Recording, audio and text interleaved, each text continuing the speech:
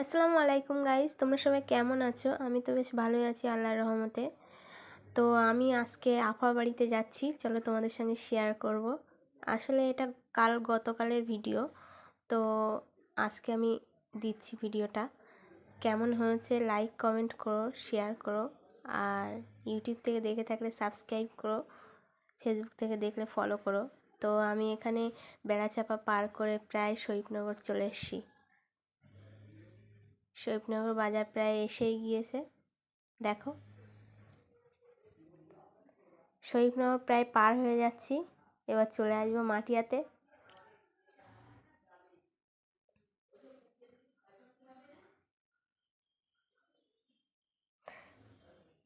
চলে এসেছি প্রায় মাটিয়াতে, তারপরে একটা ফলের দোকানে যাব, ওখানে কাজ মিটিয়ে তারপরে চলে যাব আফাদের বাড়িতে।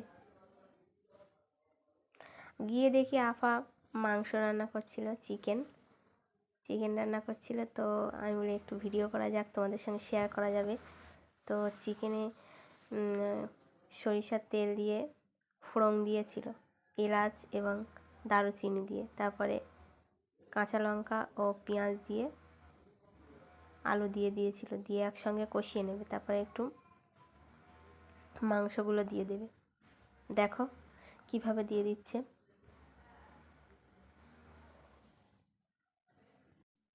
মাংসগুলো দেওয়া হয়ে গেছে, এবার ভালো করে নাড়াচাড়া করে নেবে। তারপরে লবণ, হলুদ গুঁড়ো, লঙ্কা, গোলমরিচের গুঁড়া, ধনিয়া গুঁড়া দিয়ে দেবে, দিয়ে ভালোভাবে কষিয়ে নেবে। তারপরে আদা রসুন দিয়ে দেবে। একদম সিম্পলি হাত ঘষা রান্না এটা। এদিকে মাংস হতে থাক, চলো দেখা যাক তারপরে কি করা যায়।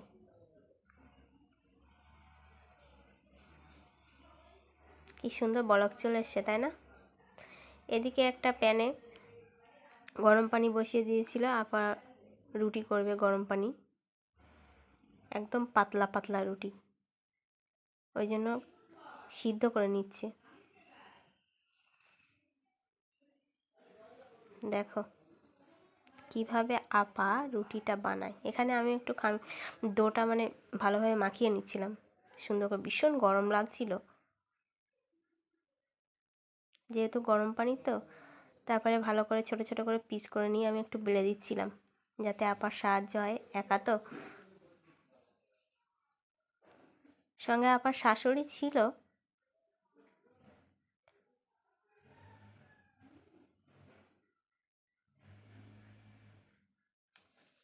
দেখো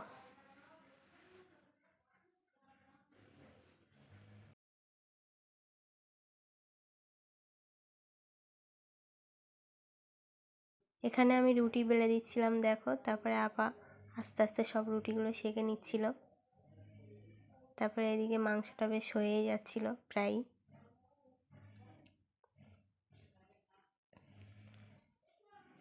গরম পানি দিয়ে রুটি করলে খুব সুন্দর নরম হয়, খেতেও খুব সুস্বাদু হয়, এবং পাতলা পাতলা রুটি, নরম। দেখতেই তো পাচ্ছ প্রায় সবই সেঁকা হয়ে গেছে, কিছুটা বাকি আছে। আপাকে হেল্প করে দিচ্ছিলাম একটু। আসলে আপা লুচি করতে যাচ্ছিল, কিন্তু আমার বর লুচি খাবে না, তো কি করা যাবে, সেই জন্য পাতলা পাতলা রুটি করে দিচ্ছিল, রুমালি রুটি মতো। ব্যাঙের মতো ফুলে উঠেছে।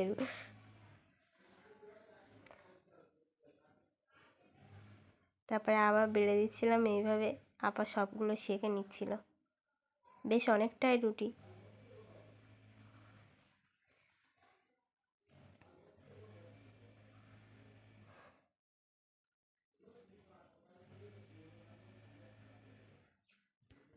আর কিছুটা আছে, এইভাবে সেঁকে নেবে আপা, আর আমি বেলে দেব।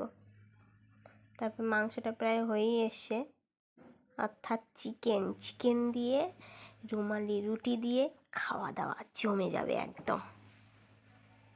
দেখো প্রায় তৈরি হয়ে এসছে, আপা তুলে দিচ্ছিল সব। আমি তো খেতে খেতে অনেকবারই নিয়েছি, কারণ আমার চিকেন খুব ফেভারিট, ভালো লাগে নরম নরম। এদিকে তুলে দিচ্ছিল, বরকে এটা দিয়েছিল, বর বলছিল ওটা নেব না, অল্প নেব, তো আমি ওটাই নিয়ে নিয়েছি বেশিটা। তারপরে আবার ছিল, আমি এখানে একটু আলু দিয়ে মেখে খাচ্ছিলাম রুটি। দেখো তারপর কিছু ফল কেটে দিয়েছিল, লেবু, পেয়ারা, শসা ছিল, তারপর খেজুর ছিল। তারপর শেষে একটু চা খেলাম। হ্যাঁ, চা খেতে আমার বর খুব পছন্দ করে। একটু খাওয়া দাওয়া গল্প গুজব করে তারপরে সন্ধ্যার পরে বার হলাম। তো বাড়ি চলে আসছিলাম প্রায় মাটিয়া বাজার শেষ করে, শরীফনগর পার করে প্রায় বাড়ির পথেই চলে আসছিলাম প্রায়। লোকনাথ তো এখন তো রাস্তায় লাইট আর লাইট, কোনো সমস্যা নেই।